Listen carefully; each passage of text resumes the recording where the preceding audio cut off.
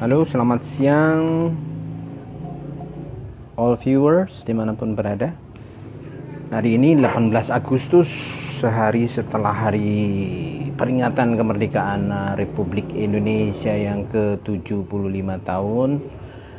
Tips 30 menit dari Spring Up Consultant. Kita akan bahas nih Kak Silvi ke 30 menit ke depan. Ini bagaimana para pemegang kebijakan manajemen sumber daya di lingkungan pendidikan, di sekolah dan di lembaga pendidikan ini, untuk bagaimana berlaku suportif kepada para pengajar, staf dan karyawan di lingkungan sekolah untuk tetap memberikan semangat kepada mereka ini. Apa ini Mbak Silvi? Dimulai dari tips apa ini untuk mereka? Oke, mungkin Ya. sebelum tips, ada satu hal yang istimewa loh kalau kita bicara tentang guru ya. Apa itu, Mbak? Hampir semua yang berprofesi guru itu pasti berangkat dari passion.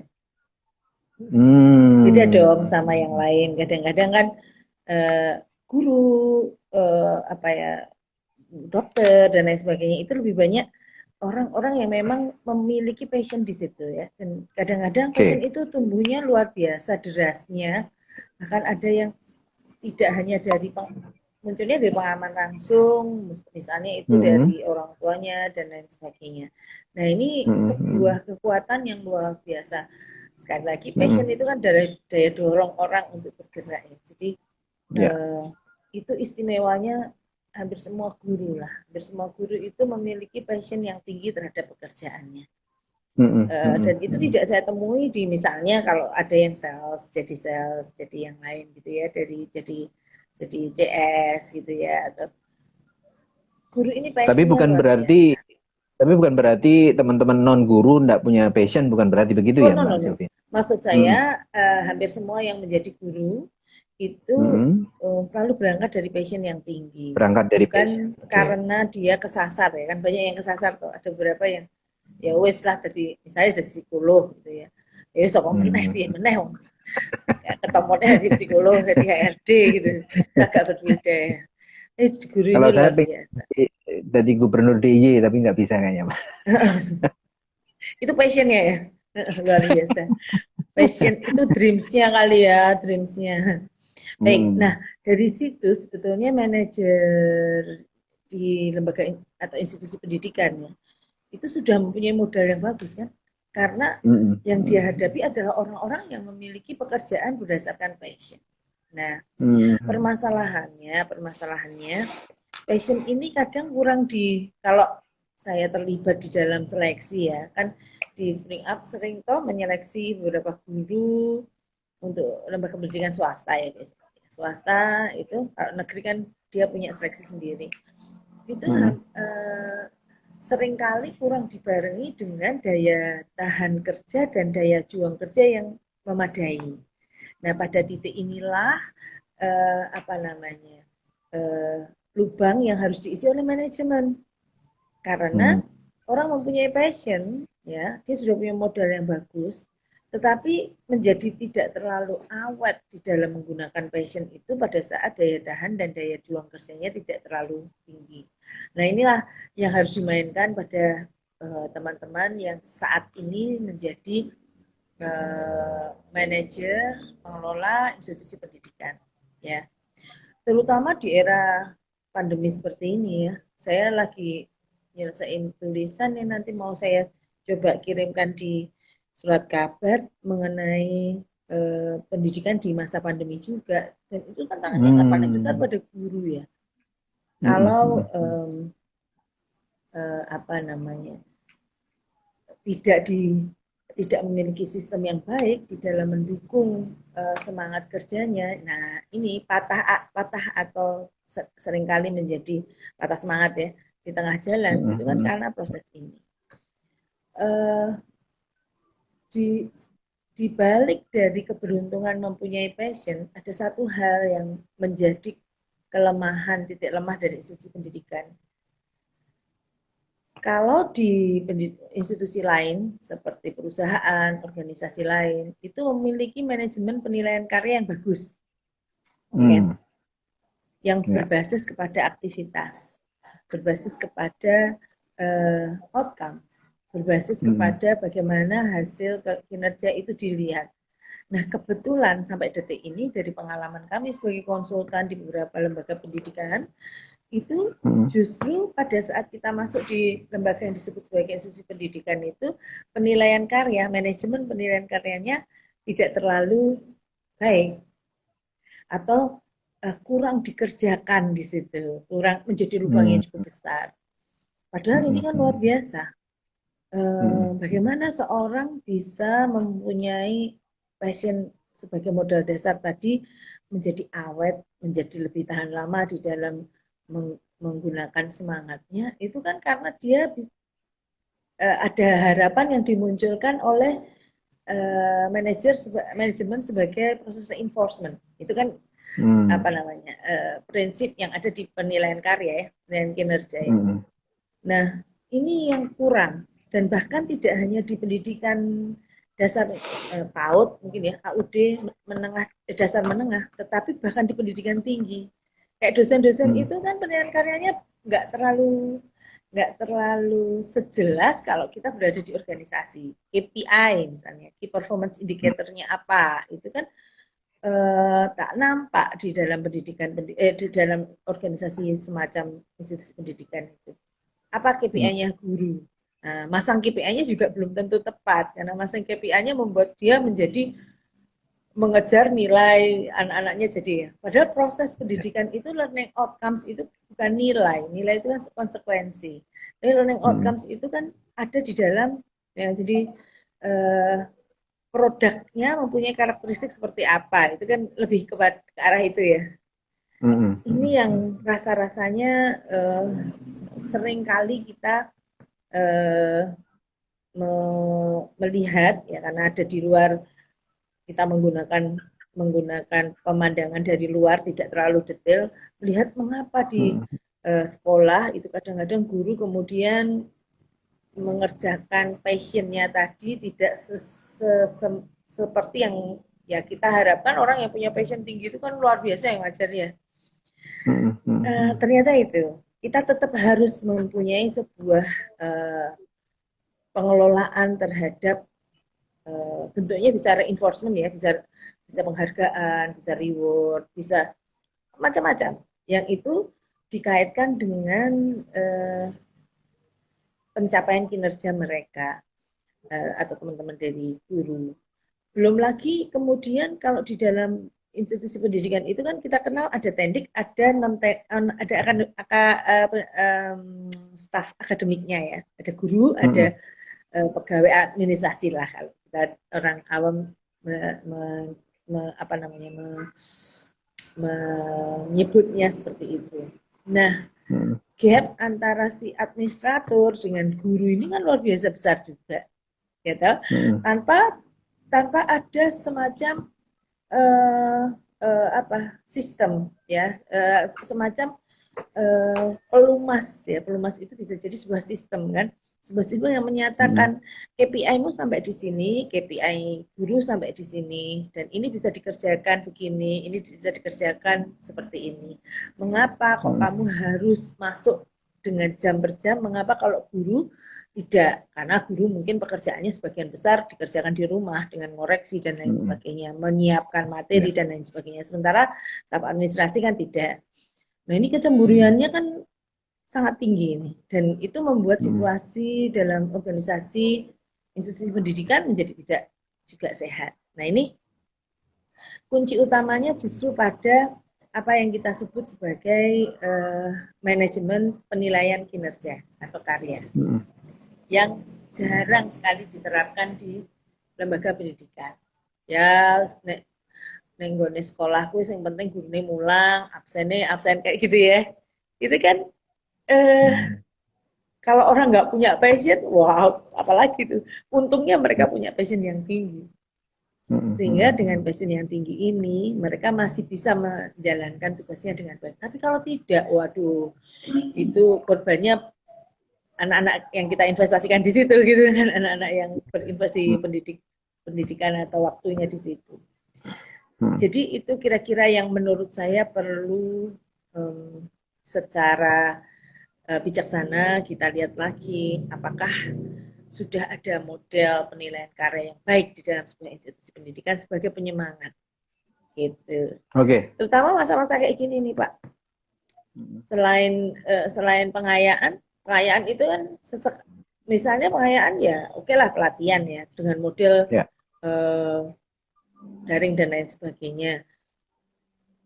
Tetapi kalau itu tidak diikuti dan dibarengi dengan sebuah sistem yang bisa melihat kesuksesan dia dalam hal menyelesaikan tugas atau mencapai kinerjanya, itu menjadi lebih absurd ya. Jadi pelatihannya tinggal pelatihan aja, nggak banyak berpengaruh.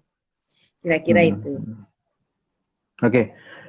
Jadi memang nyambung. Ya terlepas dari nyambung sekali. Jadi memang terlepas dari di Indonesia ini misalnya gaji guru, lalu pendapatan mereka ini memang kalau dibandingkan dengan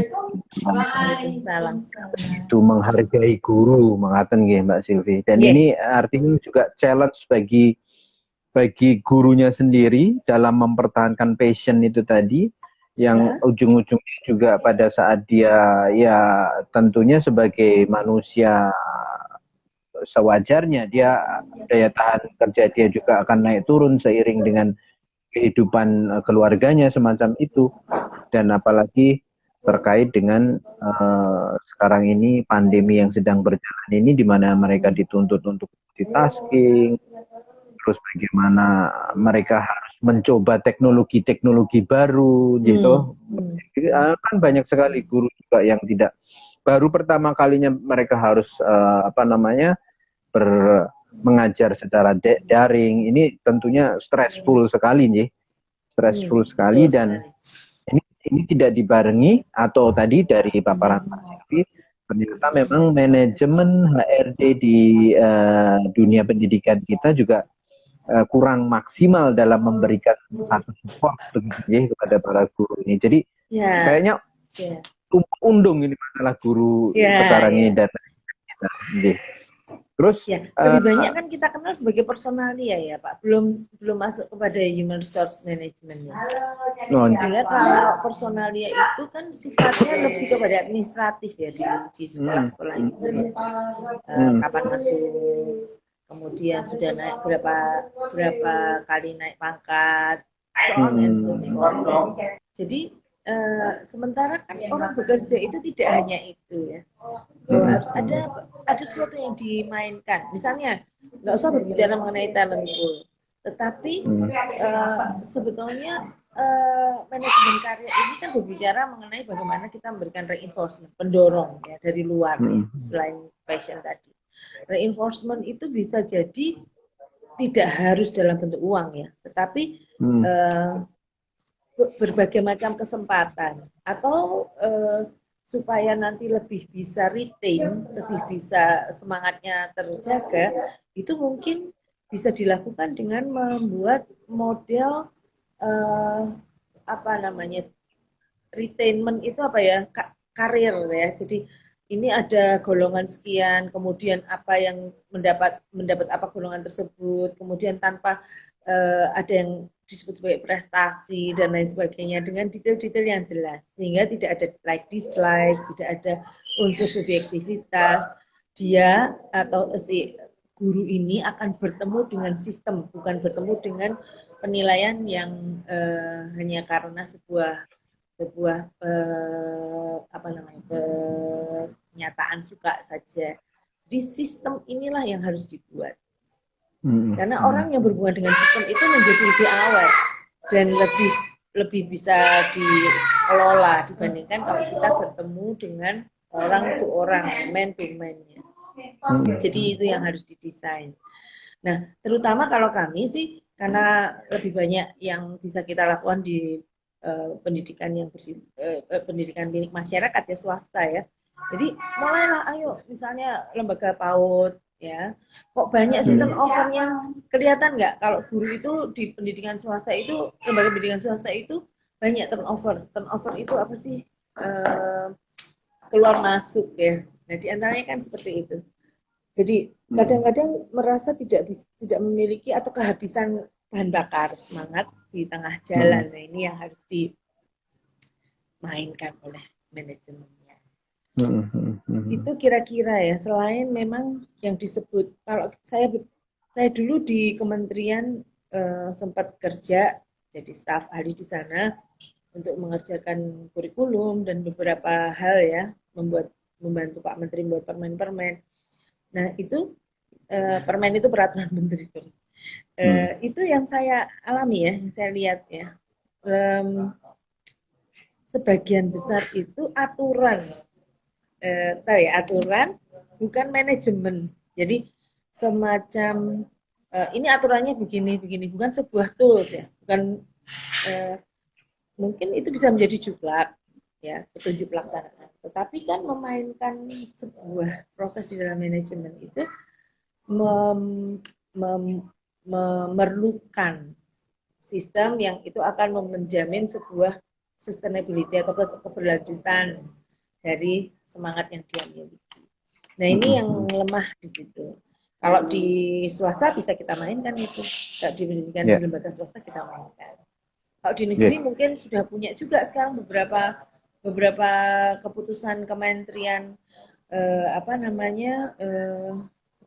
PNS itu apa namanya, ASN itu menteriannya Menpan, aparatur negara itu kan sekarang semuanya sudah terukur, sudah punya manajemen kinerja, ada tukin ya, kalau sekarang kan namanya tukin ya, tunjangan kinerja. Nah, ini yang sudah kita lakukan. Tunjangan kinerja ini yang dimaksudkan sebagai manajemen kinerja yang ada di lembaga pendidikan. Ya, tambah lagi permasalahannya Mbak Silvi ya, berarti belum ada satu sistem penilaian atau sistem manajemen yang bisa menunjukkan bahwa adanya satu manajemen di lingkungan pendidikan kita, di dunia pendidikan kita ini juga menambah PR ya, artinya untuk bagaimana staf atau guru dan staf pengajar ini memiliki satu daya kreasi dan improvisasi dalam menjalankan tugasnya ya. Yes, betul. Jadi sebetulnya kan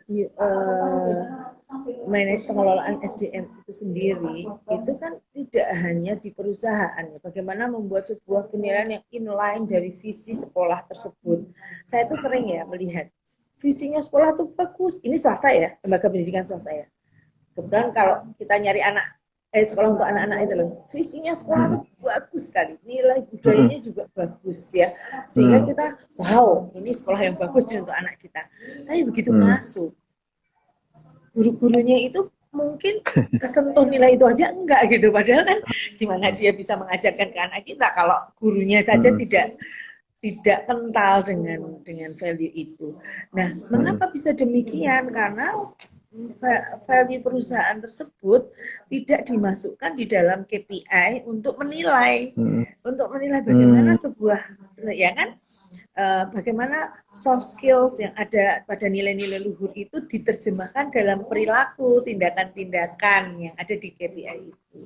Nah, String Up itu beberapa kali membantu ya sekolah untuk buatkan framework penilaian mulai dari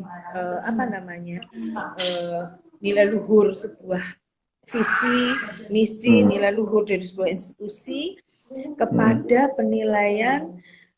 Tidak hanya, kalau saya bagian kurikulumnya, kalau Pak salah satu konsultan kita itu pada penilaian kinerjanya, yang namanya Pak Kristianto Yusmaji, itu pada penilaian kinerjanya, yang penilaian kinerjanya itu mewakili representasi performance ya, perilaku dari nilai luhur tadi.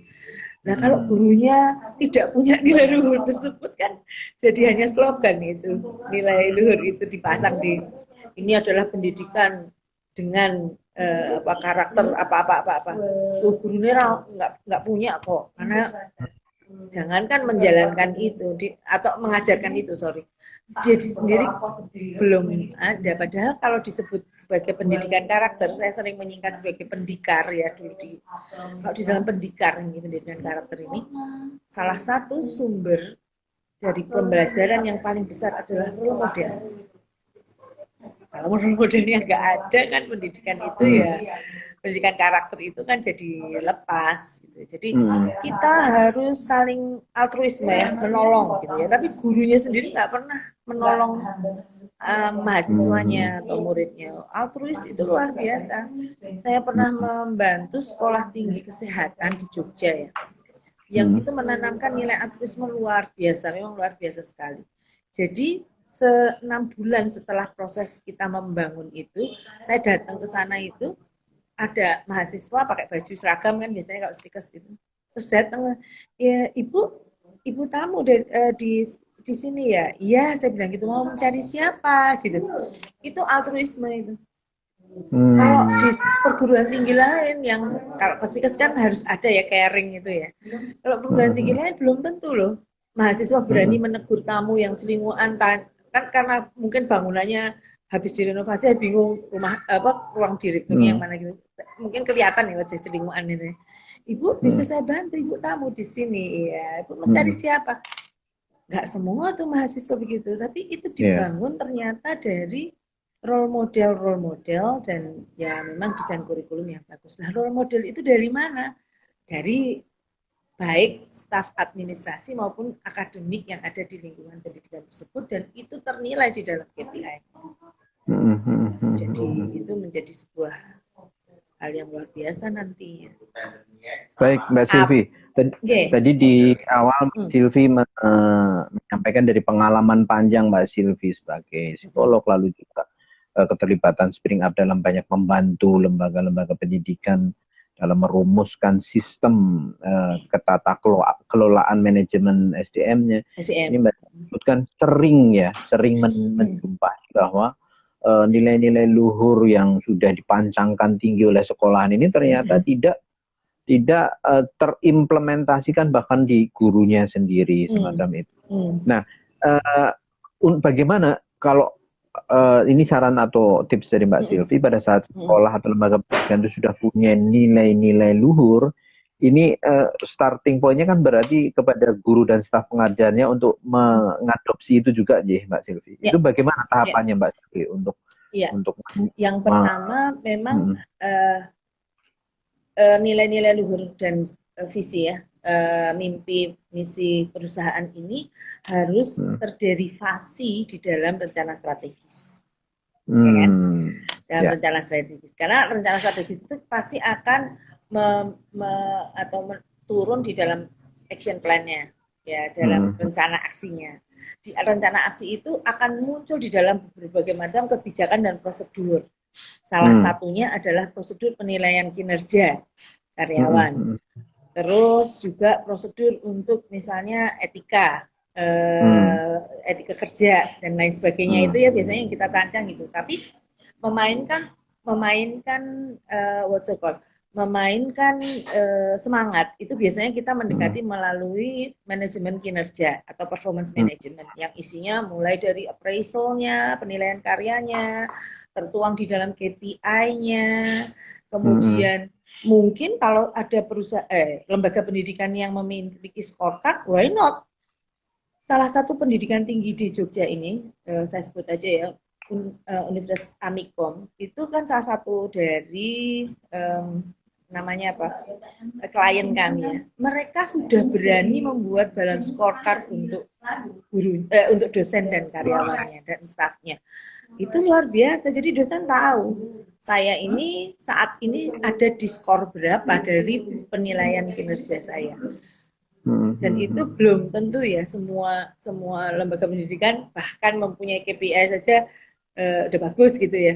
Tapi ini sudah sampai ke scorecard. Jadi scorecard itu kan inline, ada semacam alignment, ada semacam garis merah ya, benang merah dari visi misi, kultur ya, budaya kinerja, budaya perusahaan dan lain sebagainya sampai kepada KPI dan skor penilaian karya dia. Dan itu secara integrated dan komprehensif mulai dari semua aktor yang ada di situ memiliki sumbangan terhadap ketercapaian visi misi tadi. Itu kalau bisa dibuat itu luar biasa dan itu kan membuat sekali aja, paling revisi ya 5 tahun berapa tahun sekali kita bikin. Tetapi kinerja ini akan semakin bersemangat. Dan budaya yang terbentuk adalah budaya mutu kan akhirnya. Karena kita selalu dimainkan dalam bentuk standar-standar kinerja. Kalau dan ini itu ada dalam secara tidak langsung juga sudah memberikan suatu sinyal yang menjanjikan kepada para mahasiswa atau para muridnya, Mbak Silvi. Melihat itu saja, ya ada apa istilah Mbak Silvi, attractiveness dari lembaga pendidikan itu. Usernya ya. Maka mungkin ada pesan juga tuh kalau mau nyari sekolah jangan cari karena gedungnya. Ya kan? Ya kan? Kalau saya sih ada orang-orang tua itu untuk kalau mencari sekolah, kalau pertama adalah kurikulum. Jadi hak kita untuk bertanya anak saya itu mau diajarin apa di sini. Itu hak kita dan kita wajib tahu loh itu. Seperti apa cara membelajarkan itu kurikulum. Jadi kurikulum itu kan ada dokumentatifnya, ada apa sih tujuannya dan lain sebagainya. Tapi juga ada implemented kurikulum, ada implementasi. Gimana caranya kamu ngajarin anak saya gitu. Saya termasuk yang agak cerewet ya kalau mencari sekolah untuk anak saya. Saya selalu tanya dulu, apa sih yang mau diajarkan di sini gitu ya, mau jadiin apa anak saya di sini nih gitu. Dengan cara bagaimana. Itu yang kedua. Nah, yang ketiga adalah polisi-polisi yang ada di situ, termasuk tadi itu ada nggak penilaian seperti apa, bagaimana mereka melakukan pengembangan pada gurunya, pada itu modal tuh, walaupun sekolahnya mungkin kecil, ya sekolahnya kecil. Anak saya nggak sekolah di tempat yang gede, tapi saya tahu persis bahwa di sekolah dia ini ada sistem yang dia gunakan dengan kurikulum yang bagus, ya. Jadi itu cara kita untuk menengarai, menyeleksi sekolah untuk anak kita supaya kita nggak cuma ngeluarin uang gede banyak, tapi ternyata ya pendidikannya gitu-gitu aja. Gurunya bahkan ini, ya kan kadang-kadang kan gurunya juga setahun ini gurunya sudah keluar ganti lagi, padahal udah seneng banget sama guru itu, tapi dia keluar. Nah, nggak ada itu tadi hal yang bisa dia pegang sebagai penyemangat. Ya, oke, Mbak Silvi. Jadi semestinya kalau misalnya setiap lembaga pendidikan sudah sedemikian terdesain dalam sistem tata kelola manajemen SDM-nya, pandemi pun juga tidak akan mempengaruhi begitu banyak ya dalam tetap bisa memaintain kinerja baik para guru dan staffnya ya. Ya, itu jadi ya walaupun memang di pandemi ini nggak cuma Indonesia yang gerobiakan ya, saya baru baca artikel di UNESCO ternyata semua negara ternyata gerobiakan terhadap disrupsi. Ini kan disrupsi education yang luar biasa. Kita awal udah berbicara mengenai masalah disrupsi, akan ada disrupsi di dalam proses pembelajaran. Berbicara mengenai teknologi dan Tuhan mendesain ada pandemi seperti ini kan, mau tidak mau harus kita lakukan kan, disrupsi itu harus kita hadapi. Dan here we go, orang yang memang mempunyai fleksibilitas dan adjustment yang bagus ya dia bisa melampaui itu. Tapi ada beberapa, kalau saya lihat datanya di UNESCO ternyata Indonesia ini ya not bad gitu loh, not really bad gitu dalam hal persiapan mengenai pendidikan. Masih ada yang memprihatinkan juga ya. Nah ini ya walaupun belum optimal ya. Dan Pak Menteri sudah mengeluarkan SKB, surat keputusan bersama 4 kementerian, dari Agama, Pendidikan, Kemdikbud, kemudian apalagi itu ya, Kemenkes, satu lagi adalah Mendagri, mengenai kurikulum darurat. Saya rasa itu sangat penting.